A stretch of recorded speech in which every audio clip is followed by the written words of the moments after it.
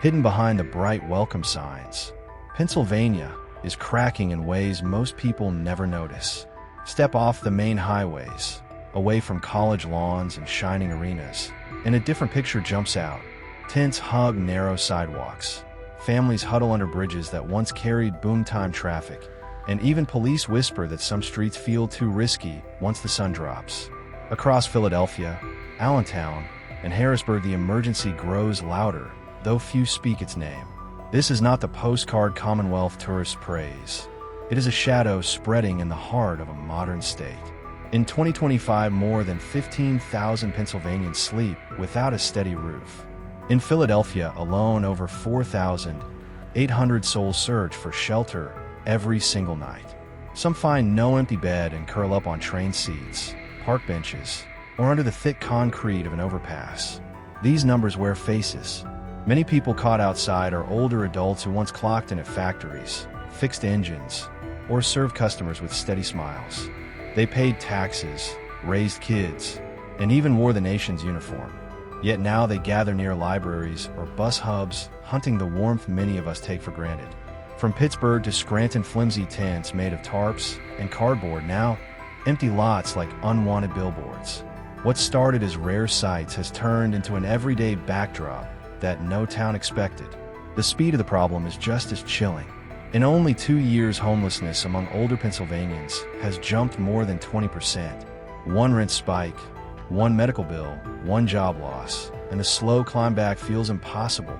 Neighborhood parks that once hosted picnics now echo with quiet coughs through the night. Drivers pass the same blocks daily and wrestle with mixed feelings deep inside.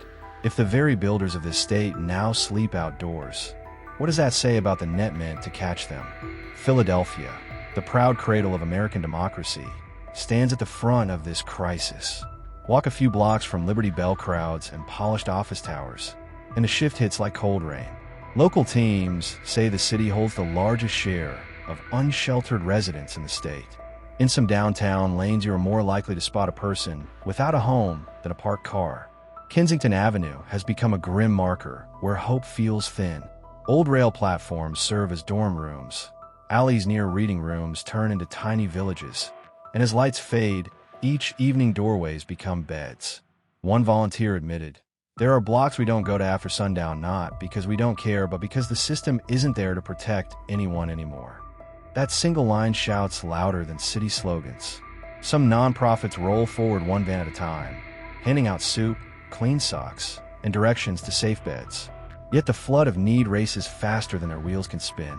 Money makes the fall even harder. A gallon of milk can cost nearly $6 while a simple diner sandwich hits $12. A dozen eggs that once rang up at $2 now hover near $6. Since 2020, the price of basic goods has climbed about 60% across the state, and even higher in big cities like Philadelphia and Allentown. Meanwhile, many paychecks have crawled up less than 20%. For seniors living on fixed budgets, the math breaks apart fast. Monthly costs for food, rides, and medicine often top $1,200 or even $1,500 before one rent check is signed. Housing seals the deal. Rent for a modest one-bedroom in Philadelphia now floats near $1,000 each month. Pittsburgh and Harrisburg trail close behind. Older brick walk-ups flip into shiny luxury lofts tagged far beyond most wallets. Each of these jumps squeezes people off the ledge. When the fridge is empty, the pill bottle is half full, and rent begs at the door, many see only one path forward, and that path ends on the street. Allentown tells a similar tale, though its skyline is smaller. On a walk along Hamilton Street, the glow of new brew pubs meets the blue glow of smartphone screens lighting up rough blankets on the curb. Daytime shoppers pass in quick steps, yet at night, entire families fold into small nylon tents wedged beside loading docks. Harrisburg, the capital known for quiet stone buildings and steady government jobs, is far from immune. Under the arches of the State Street Bridge, you will find rows of cots made from wooden pallets. During legislative sessions nearby, debate fills the air, but a few blocks down, the only focus is staying warm once the Susquehanna winds cut through thin layers.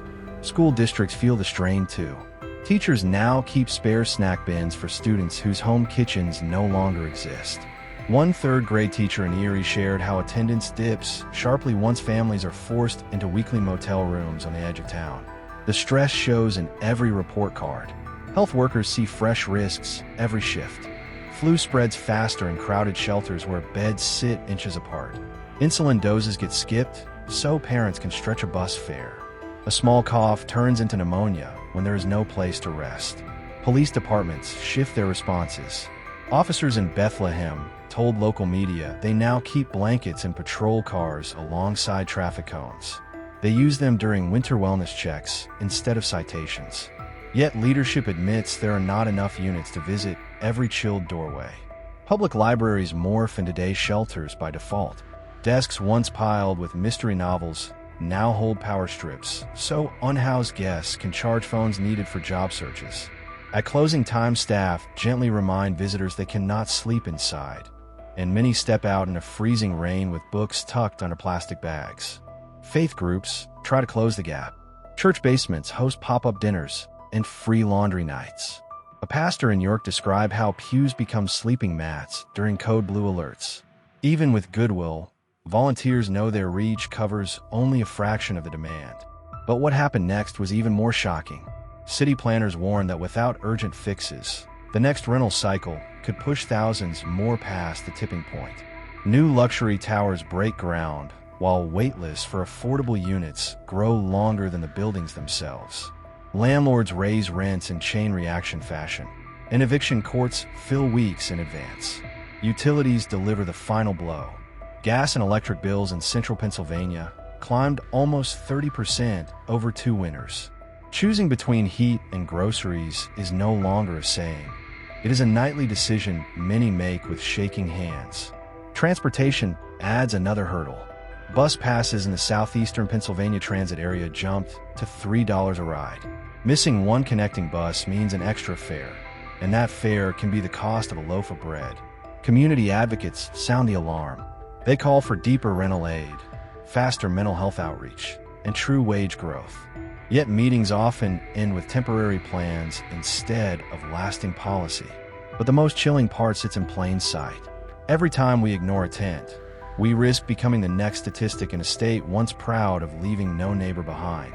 Here is the cold shock hiding in plain sight across Pennsylvania. Almost half of renters now pour more than half their pay into rent alone, shattering the federal 30% safety rule. Picture the strain. One flat tire, one late paycheck, and the roof can vanish in a heartbeat. Why is the squeeze so brutal?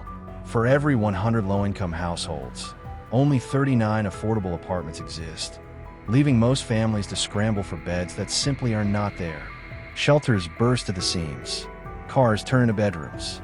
Friends' couches fill, then overflow, and more people slide toward open air with no warning at all.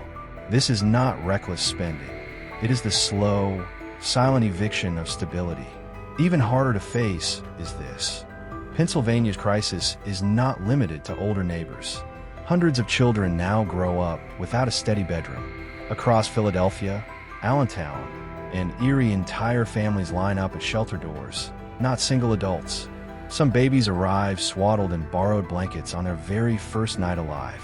Imagine a child hunched over homework on a motel floor, a teen waiting in a food bank line after class, a toddler drifting to sleep to the hiss of traffic instead of bedtime stories. State education reports show more than 40,000 students are tagged as homeless or housing insecure right now. Many bounce between shelters, shared apartments, or family cars. Some never reach the classroom. When every sunrise brings a new address, catching the morning bus is a dream, not a plan. Before they learn to spell, they know how to keep warm on a frozen bench. Before they master times tables, they know which church serves dinner on Tuesday. And this wave no longer targets only the very poor. Working parents with pay stubs and routines now teeter on the same cliff edge as the jobless. One sudden bill, a broken fan belt, an overdue dental visit, and a paycheck that once felt safe crumbles overnight. Pennsylvania once balanced charm and affordability, not as costly as coastal giants, not as remote as backcountry hamlets. Families moved here for steady work and calm neighborhoods. That balance is fading fast. As rents rocket nationwide, newcomers rush to Pennsylvania seeking lower costs, a fresh start, or refuge after storms and wildfires. Cars with plates from Ohio, New Jersey, even Texas and California now thread through Philadelphia, Erie, and Harrisburg, chasing shelter beds that disappeared months ago.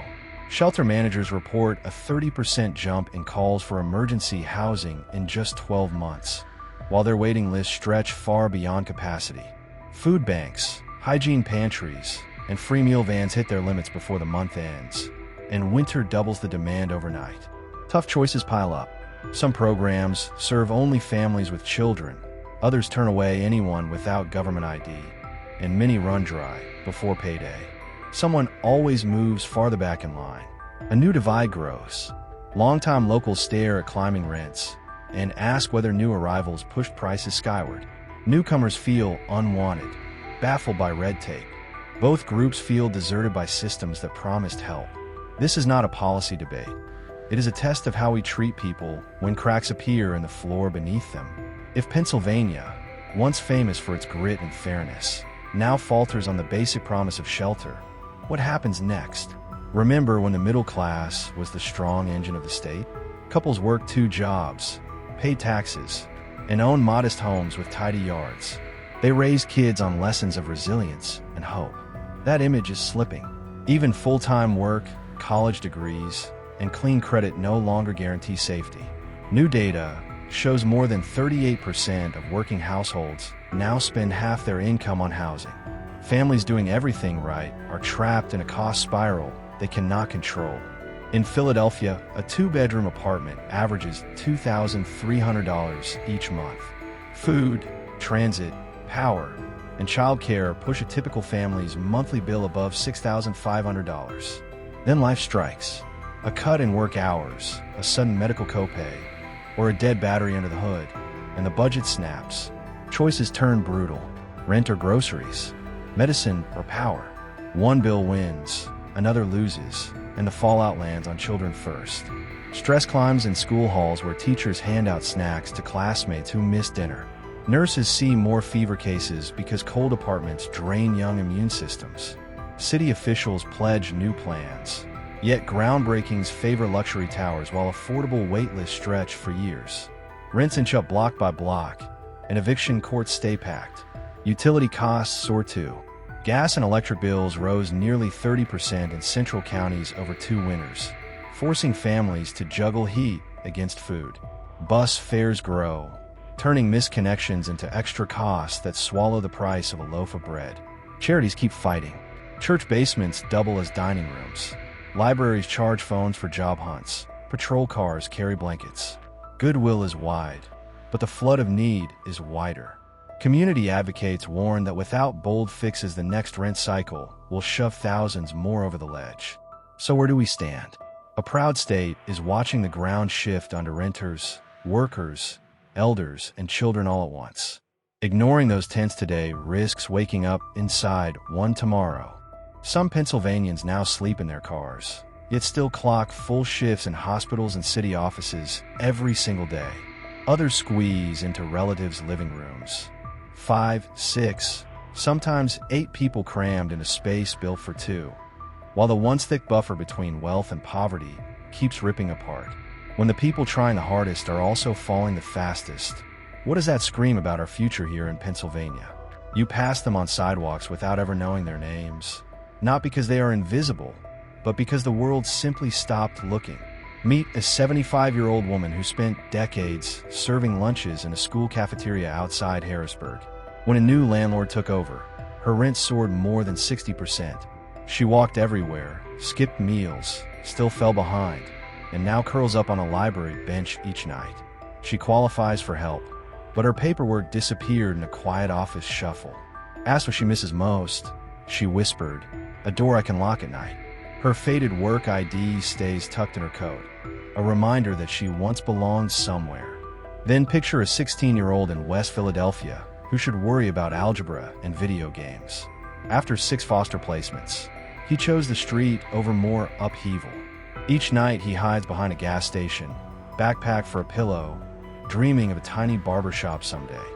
Yet lately even dreaming feels risky. Next comes a former hardware store manager from central Pennsylvania, once the guy who coached Little League and handed out winter gloves. After losing his spouse, mortgage payments vanished, foreclosure followed, and the helper became the one who needs help. Shelter beds were full, so he lives in his car on a quiet side street. Every dawn he shaves in a gas station sink, pulls on a clean shirt, and heads to job interviews. "I'm not lazy," he says, "I'm just stuck, and getting unstuck that takes more help than people realize, hangs in the air like frost. It is not always hunger or cold that hurts the most. It is the way strangers look straight through you, as if you disappeared." The cafeteria worker, the teenager, the coach-turned-driver are not flukes. They are the new normal across today's Pennsylvania. One illness, one pink slip, one unlucky twist, and anyone can tumble behind the grocery store they once shopped in. Pennsylvania has long carried the title of backbone of American grit, the cradle of independence, the place where hard work paid the bills. But when those pillars tremble, questions grow louder. Walk downtown Philadelphia, only steps from historic halls, and you will see someone sleeping atop a heating grate, not by choice, but because no other option exists. What happens to a society when kids never learn what safe at home feels like? What happens when older adults, the same people who paved our roads, taught our classes, and ran our trains, are forced to push every belonging in a shopping cart? In Pittsburgh, families camp overnight and park cars outside burger chains. In Allentown, people line up before sunrise outside food pantries, holding quiet conversations nobody used to hear. Suburban counties, once famed for peace, now carry a heavier silence because it conceals too many unheard stories. The crisis has shifted beyond a roof. It now tests whether dignity still matters where we live. Is a person's value set by how little they need, or by the simple fact they are human? Leaders will keep arguing budgets, zoning rules, and program charts.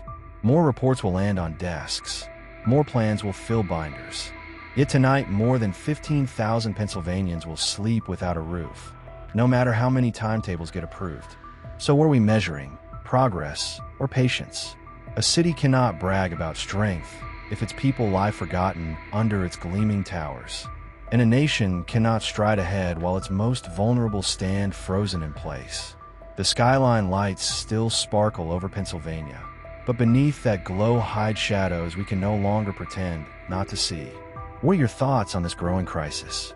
Do you believe real change is still possible? And what role should each of us play? Share below. And if this video opened your eyes, please like, share, and subscribe for more stories that cut past the headlines. Thank you for watching, and we will meet again in the next video.